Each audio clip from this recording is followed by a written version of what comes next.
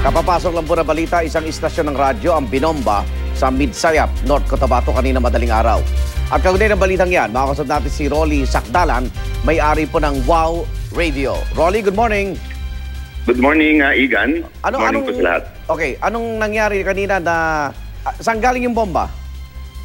Ganito po, ang radio station po ng Wow Radio is nasa second floor po ng building na kinalalagyan. Ang natamaan po ng bomba, may pumutok kaninang 3:30 a.m.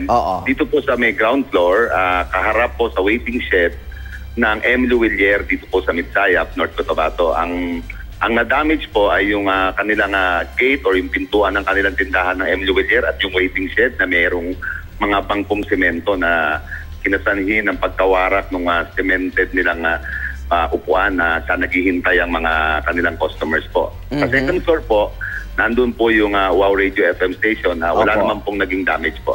Opo. Pero sa tingin nyo, sino ang motibo nitong pagsabog na ito? Kahapon po ay nagkaroon na ng dito sa lugar namin sa Midsayap ng warning about a possible bombing according to intel reports. That's why ang mga PNP po nagrekurida sila, umikot sila, may dalang sound system, trompa. Nagwa-warning na po at nagsasabi sa mga tao na mag-ingat, maging vigilant. So that was yesterday afternoon, umikot na po sila dahil nga may mga reports na rinig ang mga police intelligence natin na there's a possible na i-bomb ang Midsayap, which is only around 40 kilometers away from Cotabato City. Opo. Okay, yung waiting shed, matindi ba ang pisalang inabot nito, Rolly?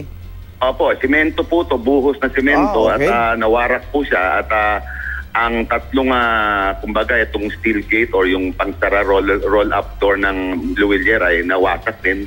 Medyo na-yupi at bumukas at yung ceiling ay nawasak din po. Pero sa tingin mo, kayo naman dyan, hindi kayo ang target dyan sa Wow Radio? Meron po kaming gate dito sa ground floor at hindi naman po doon nilagay. We are 3 doors away from the gate namin kung saan dumadaan ng mga papuntang second floor packet doon sa radio station. Hindi naman po ito nilagay, kaya I don't believe na nagtsempo lang po itong kalsada na to. This is very dark, a dark place na walang street light. Kahapon na walang mga street light. Yun lang siguro kasi very vigilant ang tao because of the warning that was given by the police. Umikot po sila, nag-a-announce sila sa buong town. So, kaya walang tao? Kaya walang tao. Nagtsempo talaga dito po, walang tao dito. Although yung gwardiya po ng building at nung gwardiya ng radio station na nasa second floor, may napansin siya around midnight na mga naka-standby na tao dyan sa baba. Okay. Rolly, ingat kayo dyan. Maraming salamat, ha? Maraming salamat po, Igan. Rolly Sacdalan po, may-ari ng Wow Radio.